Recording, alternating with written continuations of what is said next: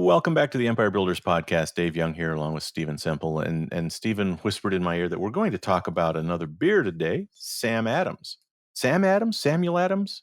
Samuel Adams. I don't know the story. I know that it was a brand that wasn't in my vocabulary in my younger years, perhaps, and that might have been a geographical thing. I'm not sure. So let's learn all about Samuel Adams beer. Yeah, so Samuel Adams beer is owned by the Boston Brewing Company, and it was actually the first brand for the Boston Brewing Company. And the Boston Brewing Company is now publicly traded and does a little over $2 billion in sales and has 2,000 employees.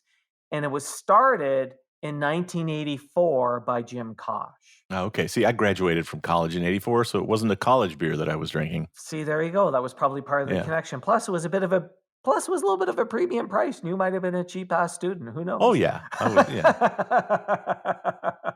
In its first year, it's estimated they sold about 10,000 barrels of beer. And today, it's one of the largest craft brewers in the U.S., selling about a little over almost 4.5 million barrels of beer in 2020. You could say these guys blazed the trail into craft beer. Oh, no, they really were one of the early ones and really did very much lead the trail in many ways. Yeah. Look, there were other ones around. They were new to the whole craft beer area. And the thing that's interesting, what's unusual about this story, so many of our other stories were started by people who were outsiders. And in some ways, Jim was an insider because Jim grew up with beer. He's actually a sixth generation brewer from Cincinnati. His family grew up in beer. His history goes back to Johann Koch, who in the mid 1800s started brewing beer when he immigrated to the United States from Germany, back in the 1800s. And his great-great-grandfather was also a brewer in St. Louis. And here's the funny thing about his great-great-grandfather. One record I found states that Samuel Adams is that his great-great-grandfather was Samuel Adams, and that's the Sam Adams that inspired the name. And another spot I found that the inspiration is, the Samuel Adams founding father, who also happened to be a brewer. So there seems to be a lot of confusion about where did the name come from. In addition, another record I found said that his great-great-grandfather's name was not Samuel Adams, but Louis Koch. So who the heck, there seems to be some real confusion in terms of which records, but they all agree his great-great-grandfather brewed beer in St. Louis.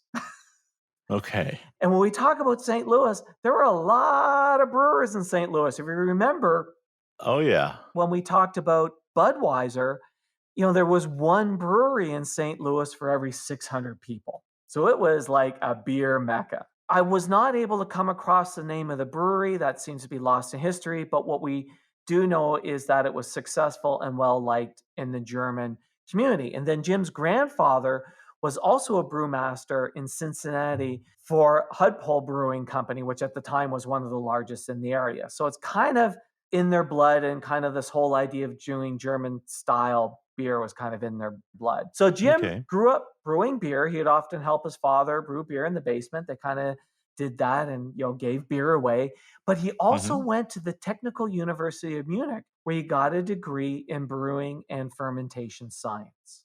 Oh, I did not know that was an offering there. Yeah. But it makes sense that it would be. Yeah, he went off to Germany to learn how to brew beer, and he worked for a number of breweries for a period of time. Then he attended Harvard, where he got his MBA, and following Harvard, he worked for the Boston Consulting Group, where he did a number of consulting gigs there. And while there, he discovered a loophole in U.S. tax law. And basically, he founded a brewery in 1984 to take advantage of this provision in the excise code, which allowed small brewers to pay much lower taxes than large brewers. Okay. But we also have to admit, beer brewing was in his blood. His family had done it. Great-grandfather, grandfather, dad went and took a degree in brewing. And yes, then while working, he found this loophole and went, here's my opening to launch a brewery, right? And you got to start small anyway. That's right. Right. Nobody just sets out to be a big brewer on the opening day. Yeah, and there was this little provision that very few businesses had taken advantage of, and was really there to help a small business get a foothold in the industry. So when they launched Sam Adams, this tax loophole allowed them to be priced lower than other premium beers, still be priced at a premium, but priced lower than the premium beers that are being made by the large breweries. So in Okay. 1985, Jim launches Sam Adams beer. He invests Mhm. 100K of his own money, and he borrows some money from family and friends. He also gets some bank financing, and he was able to lease a small brewery space in Boston. So he used a recipe that he had inherited from his great great great grandfather for Boston lager. So again, like the Sleeman story, where there's this Yeah. old recipe that the family held on to, there's still this old recipe in the family that someone had held on to that he went, you know what? This is the beer I'm going to brew. Let's make that beer. Yeah. What people love with their beer, with their whiskey, with any kind of recreational beverage, a good A story. good story. Yeah. So it was this traditional full body beer using this process called decoction mashing, which involves boiling a portion of the grains before brewing. Okay. Boiling it. Yeah, Okay. it was a very different process. And then the second beer they came up with was a light version of Samuel Adams. And then in 1995, 11 years after founding, they went public under the symbol SAM, raising $27 million dollars. And at the time of the IPO, it was the most successful craft brewer in the United States with $70 million dollars in sales. And they really paved the way for craft brewing. And the Mhm. first ad that they ran was a radio ad. I wasn't able to find the ad, but I was able to find some information about the ad, and it featured the history, the history of beer and how their beer was different. Stay tuned. We're going to wrap up this story and tell you how to apply this lesson to your business right after this. Hey, Rick, how's it going? Okay, fine. That doesn't sound okay. Well, What is it? my business. What about it? You probably wouldn't understand. Hit me. Well, you know I love it. But. My revenues have flatlined and I'm not growing anymore. Okay. Well, it's frustrating and depressing, and it was so much better when we were growing. Oh, I bet it was. And nothing I've tried has moved the needle. What about talking to Stephen? Stephen who? You know, the guy that hosts this podcast. Really? You think he could help? I hear he runs a paid-for-performance marketing agency. I wonder how that works. Why don't you ask him? How? Book one of those free starter sessions on the podcast website. I don't know. You can't say you've tried everything if you don't try this. You're right. I might even learn something. I bet you do. Thanks, man. Let's go grab a bite. Yeah, sounds good.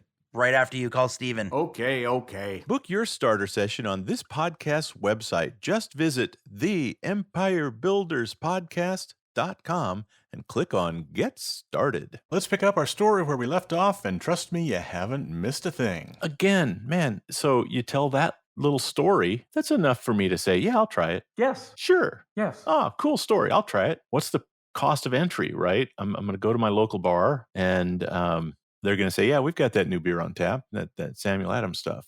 Oh, yeah, I've heard the story. Yeah, let me have one of those. If I don't like it, I'm not going to have another one. It's like an earlier episode that we did on, Sleeman's Ale, right? Which was a Canadian craft brewer.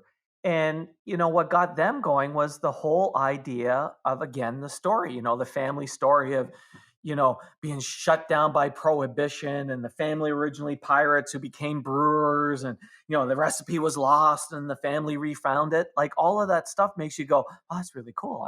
I should give that a try, So we've seen that before, that was back in, episode 68 where we talked about Sleeman's in that history. Although, what's interesting is that you could tell though from Jim's path, he had been wanting to get into the beer business. Where John Sleeman had no desire to get in the beer business. I think it's safe to say that Jim was looking for his opportunity. Then when he found this whole, tax angle, I think that's the thing that allowed him to go, okay, here's how I'm getting into it. Yeah. You don't travel to Germany and take fermentation science if you're not interested in eventually becoming a brewer. Let's face it. Yeah, absolutely. Do you know what role channel marketing had to play in the success? Like especially in those first days, if you're going to put a radio ad out for a new product that's a beer, you need to be able to tell people where to get it and how to get it, right? Is it on tap at your local pub? Is it in cans in the supermarkets, in the liquor stores? Did they have a distribution strategy as such? It was very difficult to find information on what did they do at the time of launch in terms of distribution. Here's what I believe that they did. And if somebody knows better, I'm quite happy for them to correct me Oh, on it. absolutely. Is Yeah. is that I believe that the early distribution was through local bars, like on tap, because that's Yeah. the That makes sense. and that's a traditional way that many of these get started. Because first of all, it's easier to convince some local restaurants and bars to carry it. It's an easier distribution model because you're not having a bottle and glass and have all that. Hmm. You're putting it in kegs. So that's the traditional approach it goes. Because today it's much, you know, there's a whole section when you go into stores today that is craft beer. Like, man, there's Yeah. aisles of craft beer today. But Oh, craft beer was not a thing in the 80s. yeah. And it would be a challenge in the 80s because you think about there were a few establishments that had large selections of beer and some even with large selections on tap. But man, your typical little place might maybe only had 4 taps, Correct. Yes. right? A couple of one brand and a couple of another.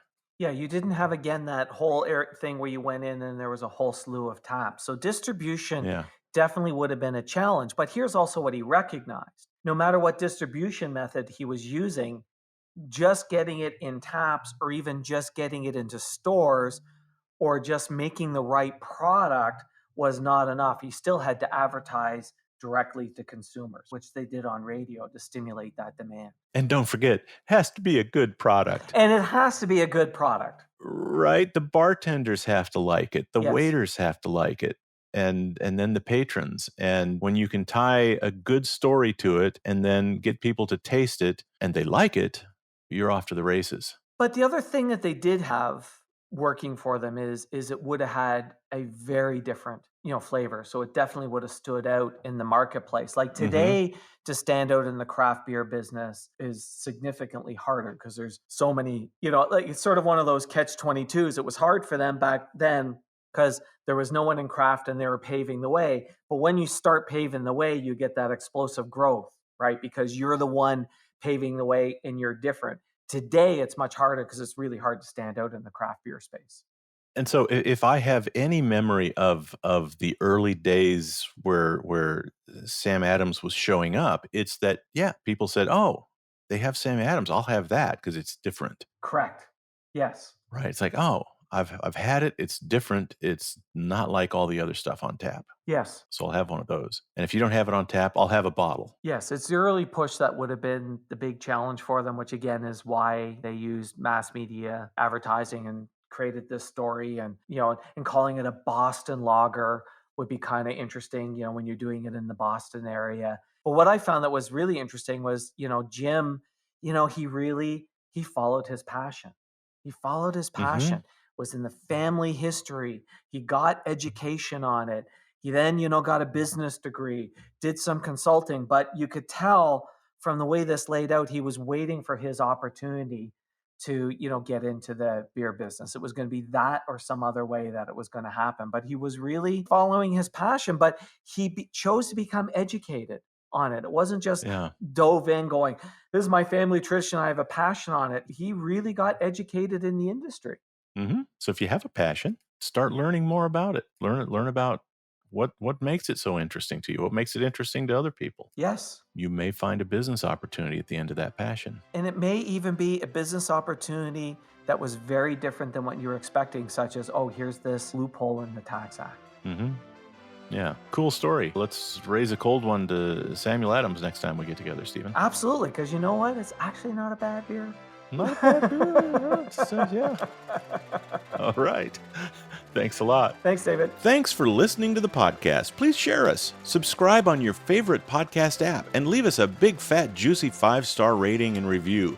And if you have any questions about this or any other podcast episode, email to questions@theempirebuilderspodcast.com.